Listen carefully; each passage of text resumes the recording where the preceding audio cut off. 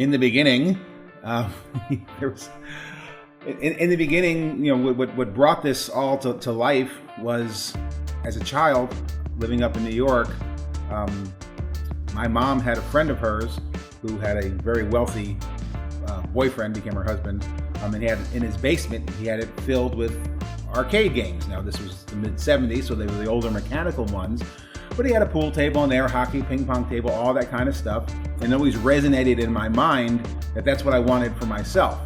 Again, this whole company, we're 28 years doing this, we're 25 employees strong, and we're churning about $3 million a year in annual sales. This is all born from my hobby, just a passing interest of mine, really.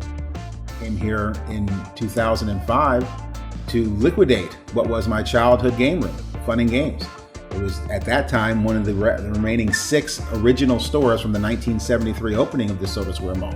I played in that game room as a 15, 16, 17-year-old kid. I saw Star Wars first run in the cinema here in DeSoto Mall, which was the only cinema in town at the time. But they brought me in to liquidate it, and I couldn't bring myself to do it. In 1970, I was first exposed to space travel when we were launching one of the many Apollo missions, which was, again, the Saturn V rocket, the largest and most powerful rocket still yet to this day built by man. And they gathered the whole school, everyone stopped, teachers, principals, everyone, to watch this marvel as it left the ground. And from that time, it was seared in my mind. And it's always the drum that's beating in the background of what I do. Many of the games have a space theme, and certainly my companies, Apollo Amusements and Saturn V, carry very pertinent space names. My house, literally, when I was a collector, before I began selling them, I had them in my living room, in my dining room, of course, in what was dedicated as the game room. My oldest son's bedroom, we flipped the bed up against the wall and filled his bedroom with them. And it was interesting because this was in 1987. I placed an ad in the Bradenton Herald, our local paper, and people were calling from all over the state to buy them. As we record this, we have 5 stores. 2 on the East Coast, in Davie and in Southland Mall in southern Miami. We have 3 West Coast stores, 1 in Bradenton's DeSoto Square Mall. We're also in Clearwater's Countryside Mall and Sarasota Square Mall down in southern Sarasota. The willingness to work longer, harder, smarter, and faster than everybody I've ever met has brought us here today.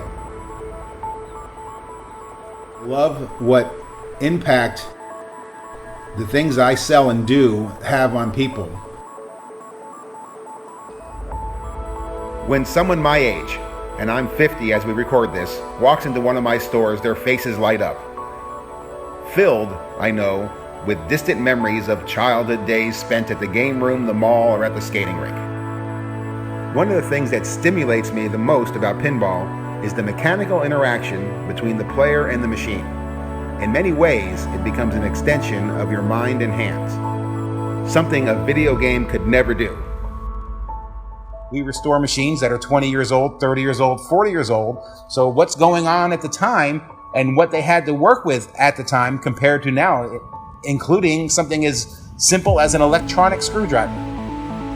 The millions of little parts and miles, literally, of wires that it takes to bring a machine to life can boggle the mind.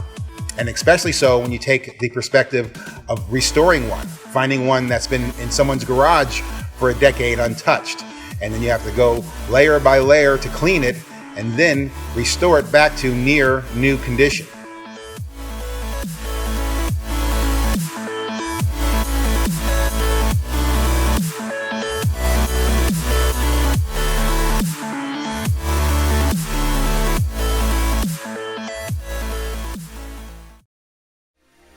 Pinball machines are truly a work of art in my mind, and I know many, many people share that same opinion. Especially having been to several pinball factories, if you see the team, the army really, of artists, and there's no reason to quote and unquote that. You have people that are literally paint and canvas artists. You have designers who in their own right are artists, and of course musicians, because every pinball machine has sound. You bring all those worlds together to make a pinball machine.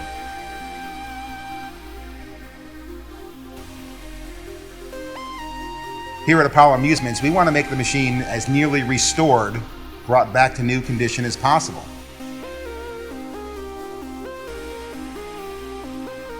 And in terms of the playfield, we want it to be as perfect as possible, as seen through the eyes of the pinball.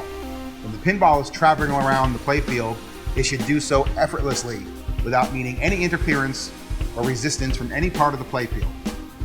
It should be well lit so it can see where it's going, and have lots and chutes and ladders to go up and down as it enjoys itself through the ride that is a game of pinball. In watching this video, I don't want you to mistake for a second that pinball machines are all that we do. I love everything that has to do with the game room. Everything that you see for sale in any of our showrooms suits my tastes. Obviously, I don't have enough room in my house to house it all, but everything that we sell is fun. Our number one seller, really, is our multi-cave. It's got 60 classic titles all in one. All your favorites brought to life in one machine. We have pool tables, all the game room furniture you would possibly want. We have pop culture pictures for the walls, neon lights, LED lights, all of the appointments to bring your vision of your home game room to life. My name is John Russo, and I'm the owner and founder of Game Room Superstores. And I look forward to seeing you real soon.